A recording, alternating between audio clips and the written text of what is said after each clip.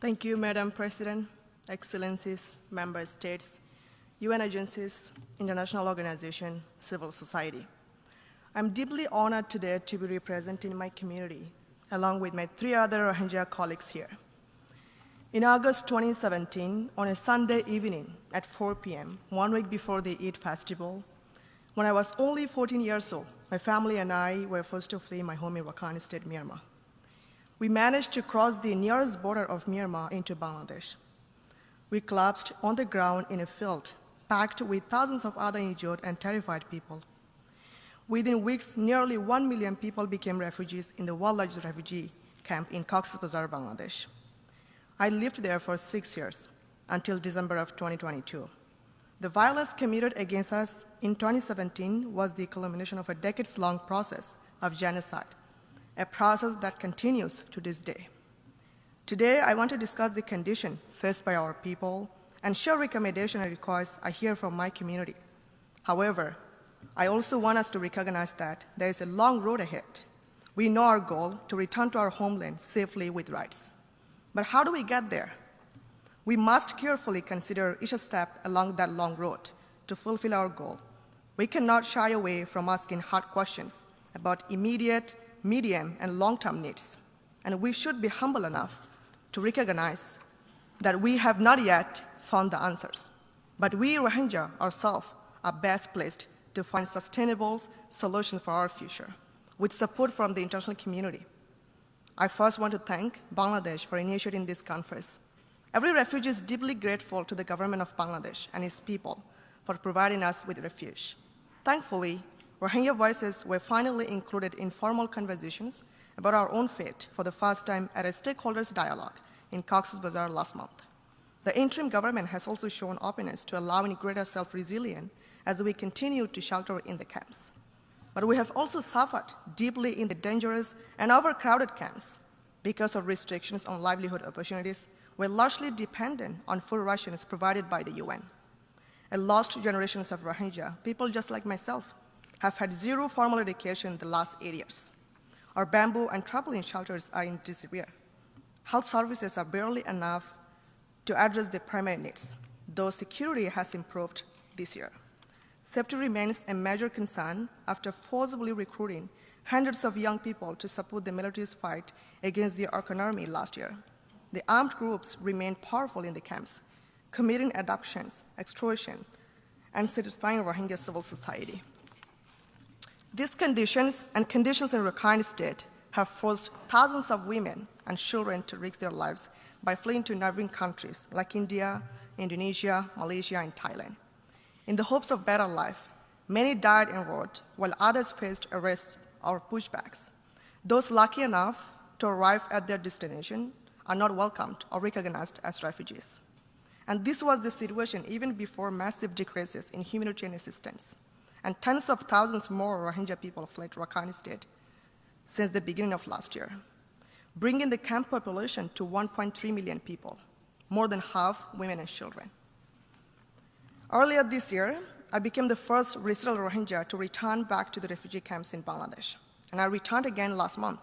The community members I met shared with me how aid cards are impacting them.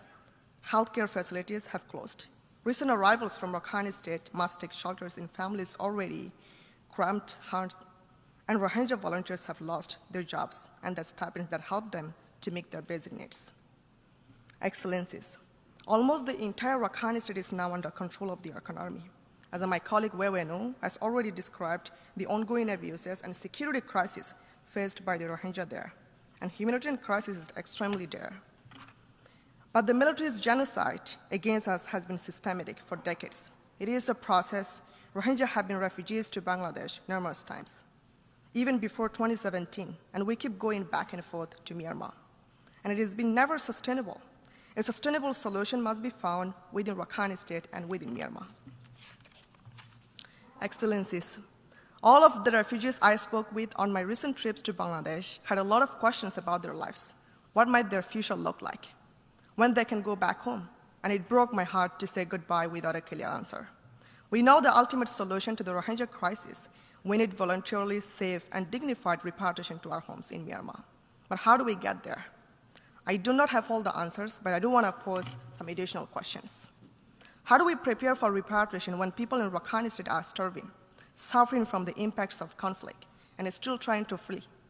How do we prepare for political solutions in Rakhine State if we do not have a counterpart willing to engage in conversations about our future? How do we prepare for peaceful coexistence with other communities in Rakhine State, given all of the trauma we have suffered? How can Rohingya build political power without a strong representative civil society when we have little authority to make decisions?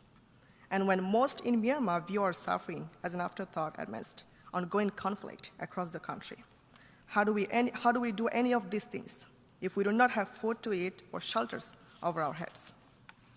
Excellencies, amidst many competing crises, we are concerned that our plight will fall by the wayside. But based on what I have heard from Rohingya in Rakhine, recently arrived from Myanmar in the camps in Bangladesh, from diaspora, and from my own lived experience, the Rohingya community would like to play a leadership role in finding a solution for ourselves. We would like friends in the international community to play a supporting role for the more than 1 million refugees in the camps in Bangladesh. Donors and the host governments must ensure the basic rights and needs for refugees and host population in Bangladesh and elsewhere in the region are met, including by providing formal quality education for the Rohingya that follows the Burmese curriculum, ensuring access to livelihood opportunities, ensuring justice and accountability mechanism, and in arbitrary detention of refugees, refraining from refoulement of Rohingya back to Myanmar. For the Rohingya in Rakhine State, Myanmar, donors and the international community must provide cross-border aid into Rakhine State, ensuring humanitarian actors can operate freely and address the crisis facing Rohingya and other ethnic minorities, and pressing authorities to allow internally displaced people to return to their homes safely and without any restrictions. For all Rohingya who seek to return in safety and dignity to our homeland, countries of influence must support the Rohingya to achieve our goal of a voluntarily safe and dignified repatriation to our homes, Myanmar, and to facilitate the best broad-based participation of Rohingya in political dialogue regarding our future in Myanmar.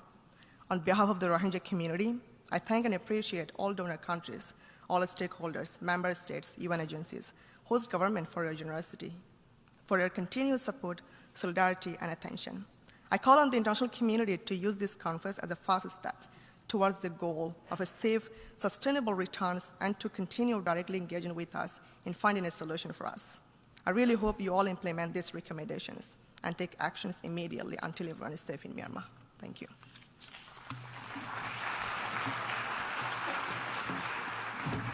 I thank the Executive Director of Refugee Women for Peace and Justice. I give the floor to Mr. Volker Türk, High Commissioner